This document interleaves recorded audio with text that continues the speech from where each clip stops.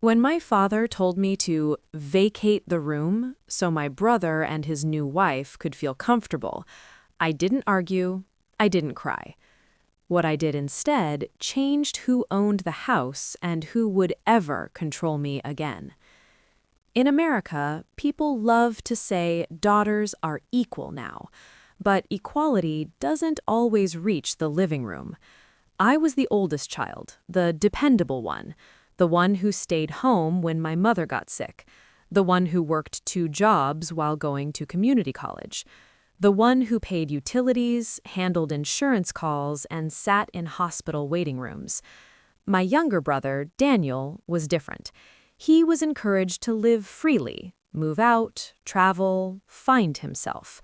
I stayed, not because I had to, but because someone had to. The house we lived in wasn't just a house.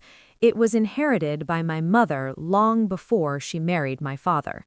She paid the taxes, she maintained it, she protected it.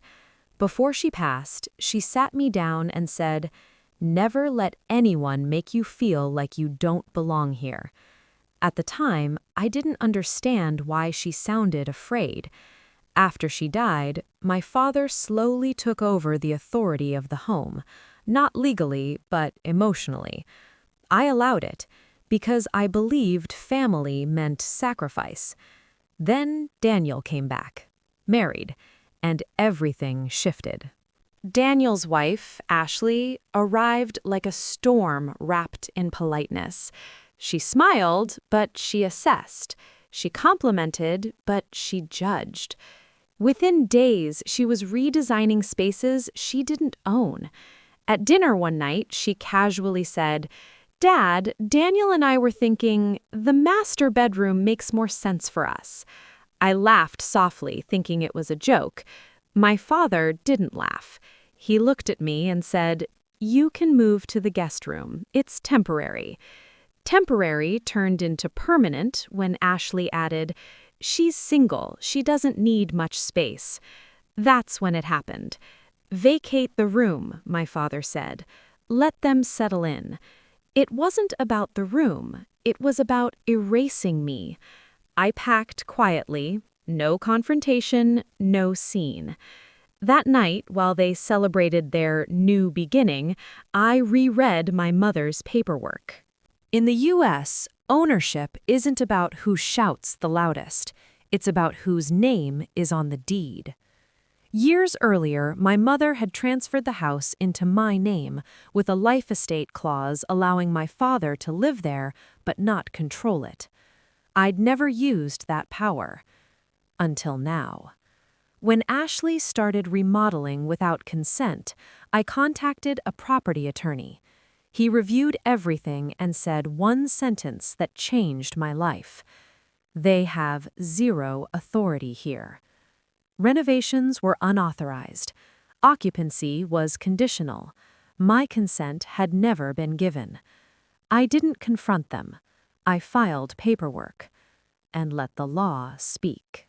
The legal notice arrived on a Friday. By Monday, the house was chaos. Daniel accused me of betrayal. Ashley accused me of manipulation. My father accused me of disrespect. But none of them could accuse me of being wrong. The attorney explained it clearly. My father could stay. Daniel and Ashley could not. Any changes to the home required my written approval.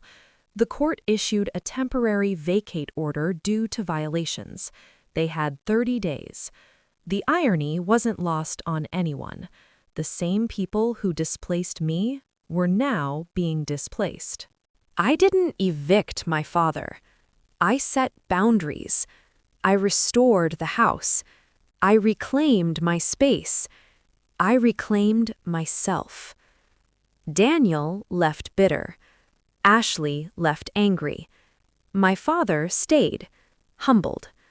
For the first time, he said, "I didn't know you were capable of this."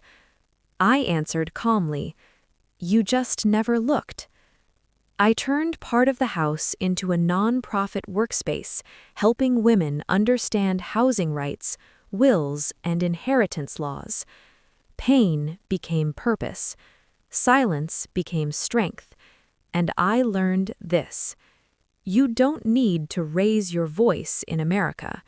You need to know your rights. If this story made you think, like to support women who choose strength over silence. Subscribe for real-life inspired stories about power, family, and justice. Comment if you believe knowing your rights can change your life.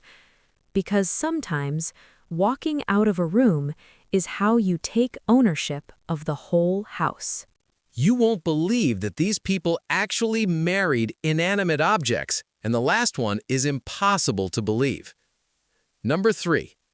A man from Los Angeles took his love for technology to the extreme by marrying his smartphone, stating that it had never disappointed him.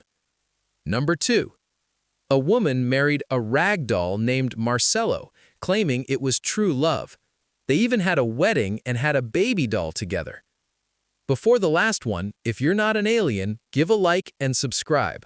Only real humans can do it, not aliens. Number 1. A woman from the United Kingdom got engaged to her duvet and even organized a public ceremony, calling it the most reliable relationship of her life.